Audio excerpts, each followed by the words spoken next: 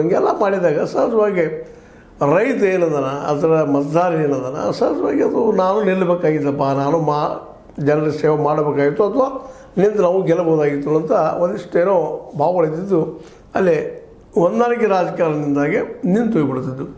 ಆದರೆ ಈ ಸಲ ಹಾಗಿಲ್ಲ, ಇಲೆಕ್ಷನ್ ಆಗೋದು ಗ್ಯಾರಂಟಿ ಅನ್ನುವಂಥದ್ದು. ಮತ್ತು ಇನ್ನೊಂದು ನಮ್ಮ ಈ ಎಲ್ಲ ನಾಯಕರಲ್ಲೇ ಏನು ಮೂಡಲಿಕ್ಕತ್ತದಪ್ಪ ಅಂತಂದ್ರೆ ಹೇಳಿದ್ದಲ್ಲ ಆರಂಭದಲ್ಲಿ ಈ ಅನೇಕ ವಿಡಿಯೋಗಳನ್ನ ಹೇಳ್ತಾ ಬಂದಿದ್ದದ, ಎಲ್ಲರಲ್ಲೂ ಯಾಕಪ್ಪ ನಮ್ಮ ಕ್ಷೇತ್ರ ನಮ್ಮ ಏರಿಯಾ ಇನ್ನೊಬ್ಬರಿಗೆ ಬಿಟ್ಟುಕೊಡ್ಬೇಕು, ನಮ್ಮ ಡಾಮಿನೆನ್ಸಿ ಇರಬೇಕಲ್ಲ ಅನ್ನುವಂಥ ಸಹಜ ಪ್ರವೃತ್ತಿ. ಆ ಪ್ರವೃತ್ತಿಗೆ ಅನುಗುಣವಾಗಿ ನಮ್ಮ 18 ಕ್ಷೇತ್ರಗಳ MLAಗಳಾಯ್ತು MLCಗಳಾಯ್ತು ಪ್ರಯತ್ನ ಮಾಡ್ತಾ ಇದ್ದರು. ಸಹಿತ ಅದು ಮೇಲಿಂದ ಹೇಳ್ತಾ ಇರ್ತದೆ. ಯಾಕೆ ಹೇಳ್ತಾರಪ್ಪ ಅಂತಂದ್ರೆ ಭಾಳಷ್ಟು ಜನರಿಗೆ ಇತ್ತೀಚಿನ ಡೆವಲಪ್ಮೆಂಟ್ ಏನು ಕುತೂಹಲ ಇರ್ತದೆ. ಸಾಕಷ್ಟು ಜನ ಫೋನ್ ಮಾಡಿ ಕೇಳ್ತಾ ಇರ್ತಾರೆ, ಮತ್ತೇನು ಡೆವಲಪ್ಮೆಂಟ್ ಆಯ್ತು ರೀ, ಮತ್ತೇನು ಡೆವಲಪ್ಮೆಂಟ್ ಆದ್ರಿ.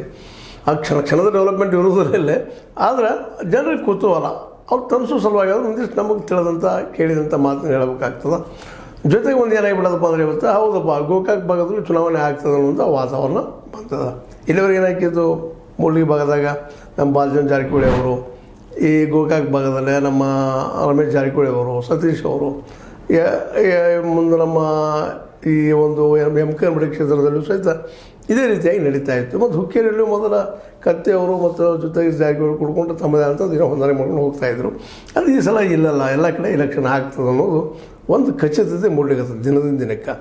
ಮತ್ತು ಇದು ಮೂಡಬೇಕಾಗಿದ್ದೇನೆ ಯಾಕಪ್ಪ ಅಂತಂದ್ರೆ ರಾಜಕೀಯ ಈಗಾಗಲೇ ಹೇಳಿದ್ನಲ್ಲ, ಅದು ಆದಷ್ಟು ಜನರ ಭಾವನೆಗಳಿಗೆ ಅದರಲ್ಲೂ ಮುಖ್ಯವಾಗಿ ಈ ಏನು ಇಲೆಕ್ಷನ್ ಆಗೋದ್ರಿಂದ ಏನಾಗಿಬಿಡ್ತದಪ್ಪ ಅಂದ್ರೆ ತಮಗೆ ಬೇಕಾದಂಥ ಒಬ್ಬ ವ್ಯಕ್ತಿಗೆ ಮತ